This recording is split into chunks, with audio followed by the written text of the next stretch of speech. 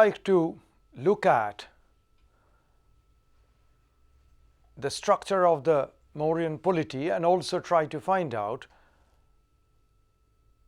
whether and how the term empire can be applied to it. It is true that the term empire in historical studies becomes very regular in the 19th and early 20th century. This was the time when many of the European colonial empires were at their height of powers. And with these experiences, it also came to be applied in many of the non-European societies. As Ramila Thapar would caution us, the urge for establishing an empire in historiographical terms is essentially a 19th and 20th century intellectual exercise. How far this attitude was also present in remote past is itself a moot question. There is absolutely no doubt that the Mauryan realm was vast, and in fact, as we have said, Ashoka was very much aware of the expansive character of his realm.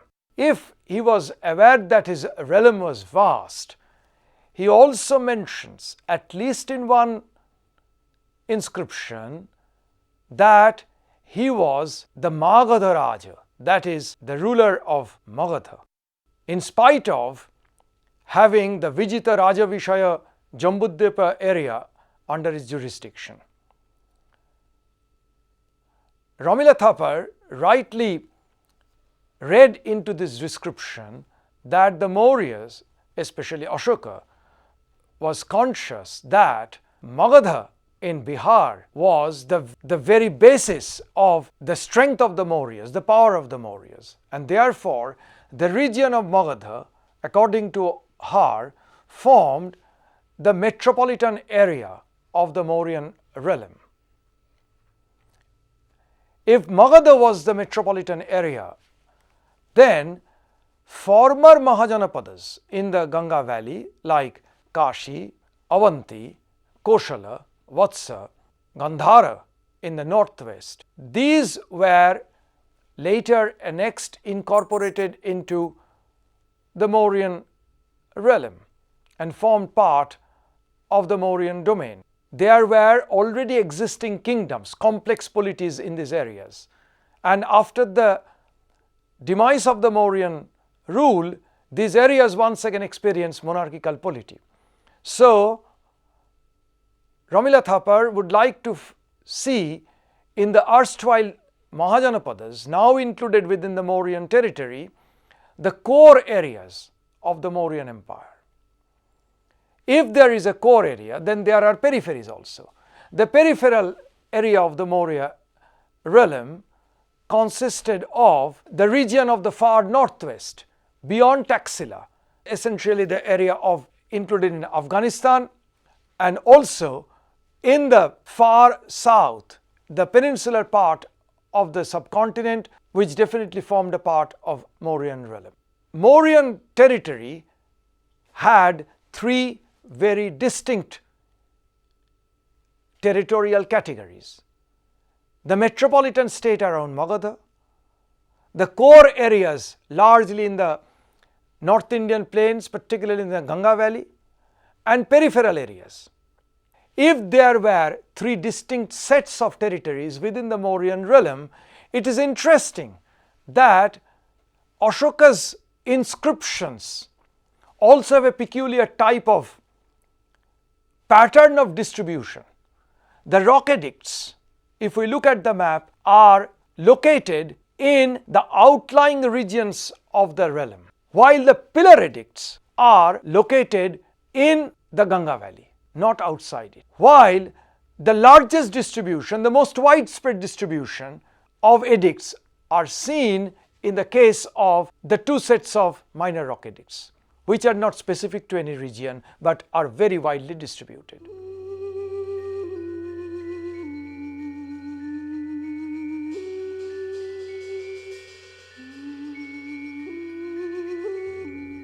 This kind of a position is often based on the readings of the Kautilya Arthashastra, where everything emanates from a highly organized apex political authority with a very strong administrative system.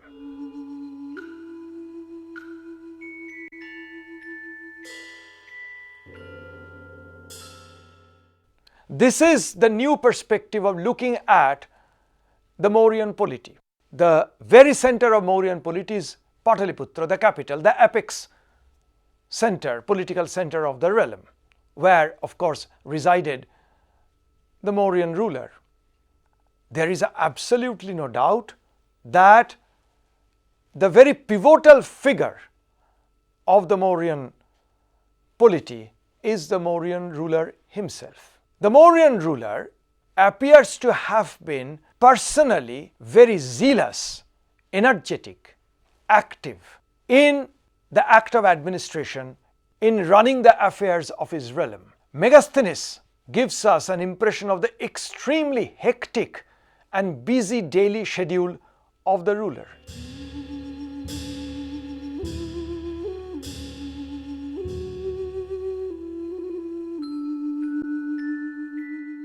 He instructed his informants, messengers, that they could reach him to deliver any important message at any hour of the day, even if the ruler was relaxing or in his inner chamber or at the pleasure garden.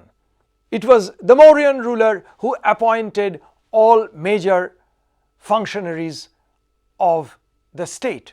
Megasthenes informs us that the Maurya ruler used to go out of the palace to listen to the petitions and try judicial cases.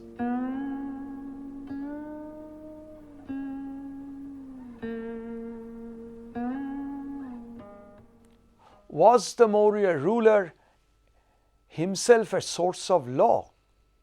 Normally, in ancient Indian tradition, the ruler is considered to be dharma pravartaka. If there is a conflict among different sources of law, royal documents gets a precedence over other sources of law. And Ashoka's edicts can be considered as examples of what Kautilya would call Rajasasanas. Now the ruler, though he is very important, in fact the very pivotal feature of the entire administration, cannot run the state affairs single-handed. Here we can remember the celebrated maxim of Kautilya, who says, it is impossible for the ruler to rule single-handed. It is only with assistance that rulership is possible, like a single wheel cannot move the wagon.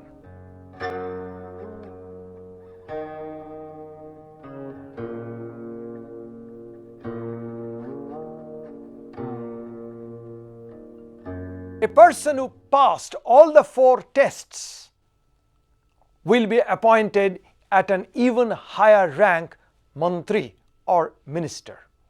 Whether the Mauryas actually appointed ministers is not very clearly ascertainable. In Ashoka's inscriptions, the term mantri never figures. Neither the term amatya at all figures in Ashoka's inscriptions. These are all prescriptions of Kautilya. But that there were very high-ranking officers is also indicated by Megasthenes' account, who speaks of counselors and assessors, and he tells this is a small group of people, but the highest officers of the realm are appointed from among this group.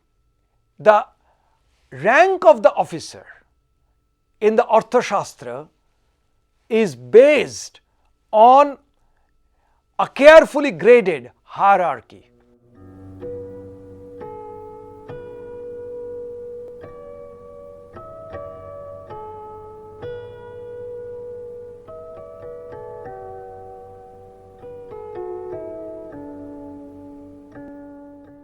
the Arthashastra recommends that the burden of administration should rest on a very large number of departmental heads called adhyakshas. No such adhyakshas ever appear in Ashoka's inscriptions. The highest rank officers in Ashoka's inscriptions are the Mahamatras.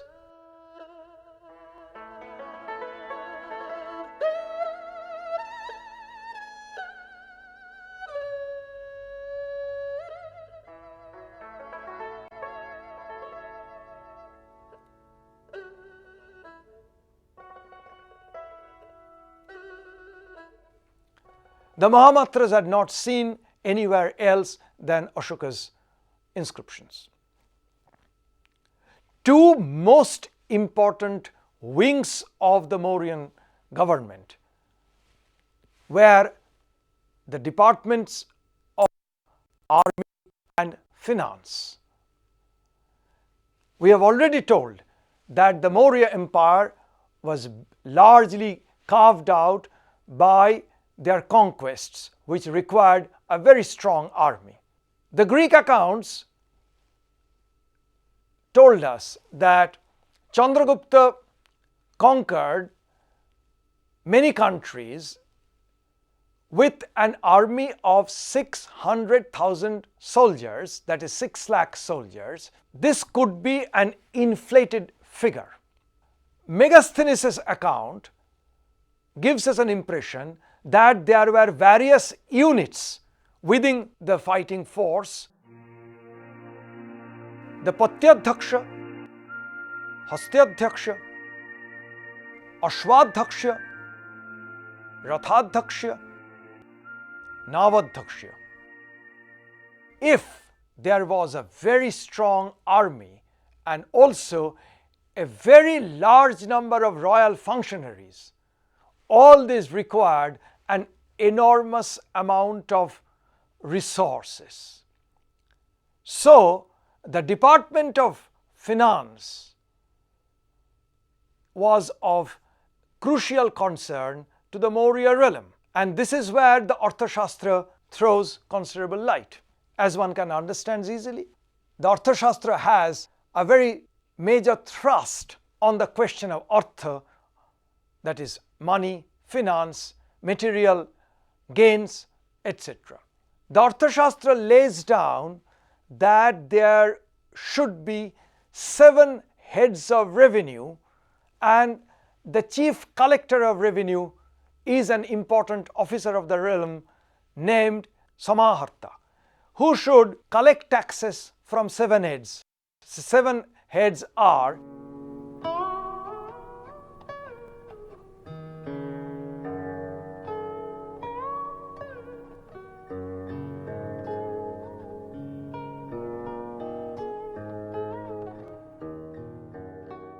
the diverse sources of revenue is recognized in this theoretical treatises.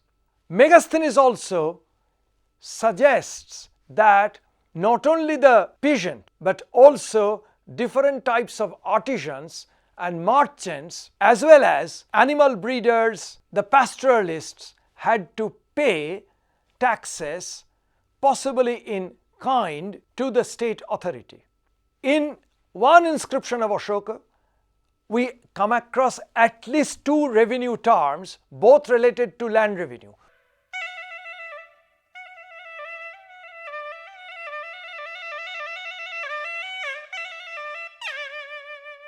Land revenue indeed was the most important basis of the entire revenue structure of the Mauryas. If there was Samaharta looking after the collection of revenues from diversified heads, Kautilya recommends the appointment of Sannidhata, who functions almost like an accountant, the chief accountant of the realm. The Mauryan realm possibly had a very strong network of informers, spies. Megasthenes tells us that the most trusted persons in India were overseers, inspectors, whom he calls in Greek episkopoi, ephor. The most elaborate prescription of a spy network appears in Kautilya Arthashastra.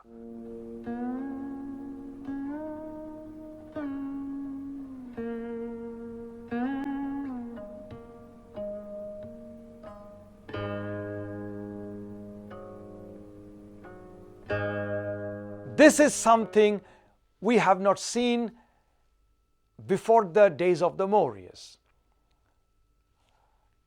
The Maurya realm is definitely managed by the ruler who is seated at Pataliputra. But there were several centers of regional administration within the realm. Ashoka's inscriptions tell us that there were Kumaras or princes of blood royal at Tosali or Dhauli in Kalinga, at Ujjaini, which is in western part of Madhya Pradesh, at Takshashila or Taxila in the northwestern frontier of the subcontinent. The fourth prince, who is not called a Kumara but an Aryaputra, was stationed at a place called Suvarnagiri, identified by D.C. Sarkar with Jonagiri in Kurnool district in Andhra Pradesh.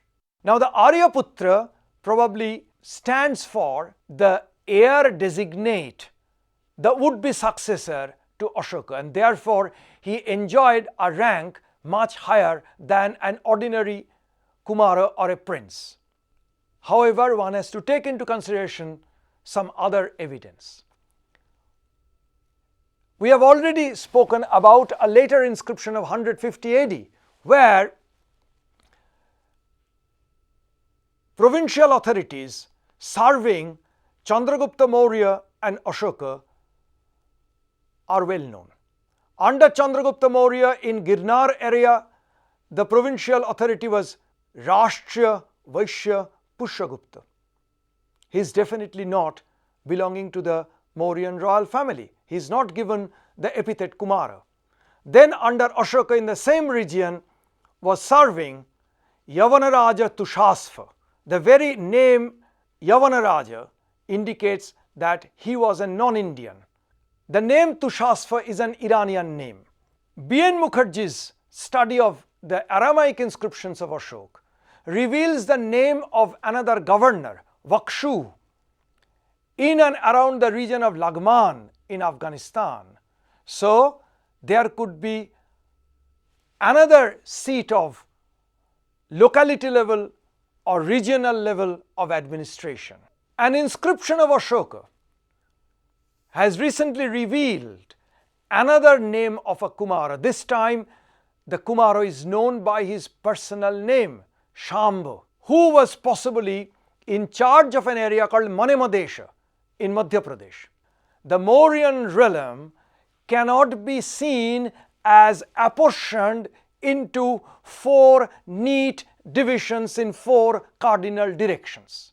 That kind of a historiography gave an image, the Mauryan realm as a unitary state, everything emanating from Pataliputra, and the instructions from Pataliputra carried out to the letter at the four provincial headquarters.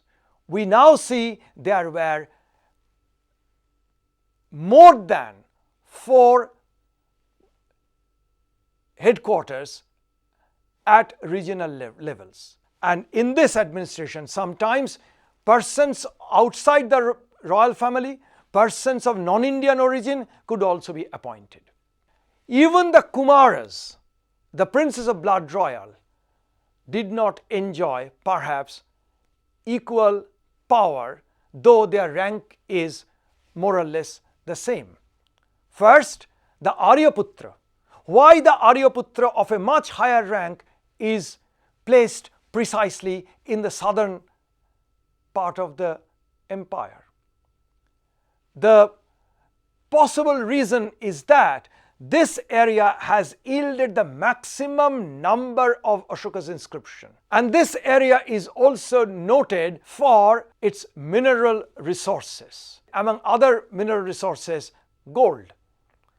The Mauryan emperors could have been interested in extracting mineral resources from this peripheral region to the enhancement of their own metropolitan area, that is Magadha, and therefore possibly placed an Aryaputra of a much higher rank than a Kumara at this place.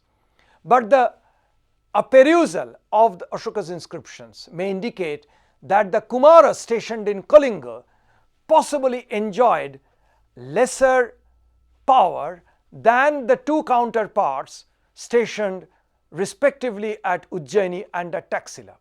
Once again, the accommodation of diversities, accommodation of regional differences loom large in this image. Long ago, D.R. Vandarkar indicated that the provincial governors or authorities at Ujjaini and Taxila were almost autonomous and paid only nominal allegiance to the Mauryan authority. The Mauryan regional units of administration, which can be considered like the major provinces, had further smaller units of administration, Janapada and Ahara. These two terms may correspond to what nowadays we call districts. Below the districts, there will be obviously villages, either cluster of villages or individual villages. Over the districts, Ashoka appointed Rajukas, who figure very prominently in Ashoka's inscriptions.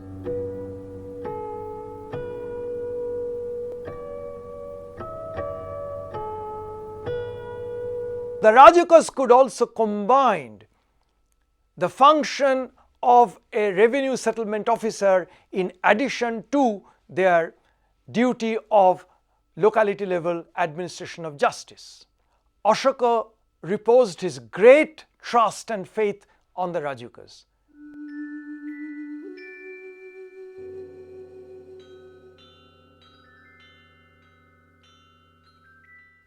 In the Kautilian scheme of things, the regional administration has several tiers. The highest tier is called Sthaniya, consisting of 800 villages. Then comes Dranamukha, which has 400 villages, and therefore in descending orders a number of other tiers, ultimately coming to a cluster of 10 villages. What is interesting is that the Mauryan administration, particularly during the time of Ashoka, we find how there was a regular network of communication from the apex tier of administration to the locality level or the district level of administration. This is something very interesting, and there is once again a considerable allowance of the local factor to be accommodated in the terms of local level administration.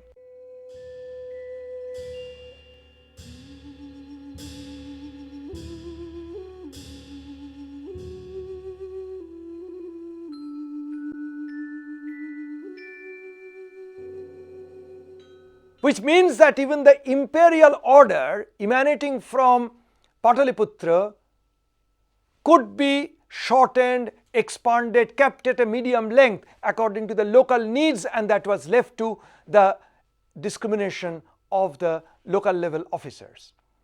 This once again militates against the much cherished notion that everything in the Mauryan realm was highly centralized and everything emanated from Pataliputra, and there was a chain of command that led to the uniform application of the royal orders over all areas of the empire. That is not the case as the recent historiography tells us.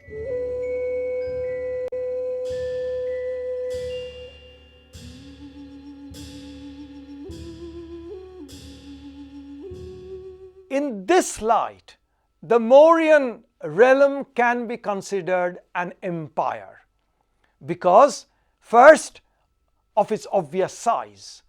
Second, the complexity of administering a realm with so much of diversities, ethnic, linguistic, cultural, diversity of religious beliefs, faiths, diversity of languages. Amidst these diversities, there is also an attempt to reach coalescence, some kind of a superordinate authority. Keeping intact these differences, diversities, local imbalances and local aspirations. It's very interesting to note that Ashoka deliberately used Greek and Aramaic both as language and script in a very specific zone of his realm, that is the region around Taxila and different parts of Afghanistan, because in those areas there was hardly a person who would understand Prakrit. Even the Prakrit is not uniform. There are diverse varieties of the language in different regions of Ashoka's inscriptions. Third, it is very significant that though Ashoka's realm definitely included a considerable part of peninsular India, Ashoka did not use any of the Dravidian language or dialects in his inscriptions. There is a distinct policy of languages or language policy in order to integrate this vastly diverse realm.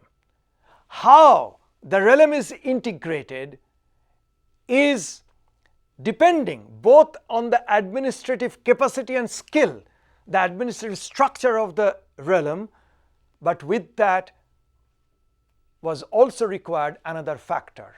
This is the role of ideology.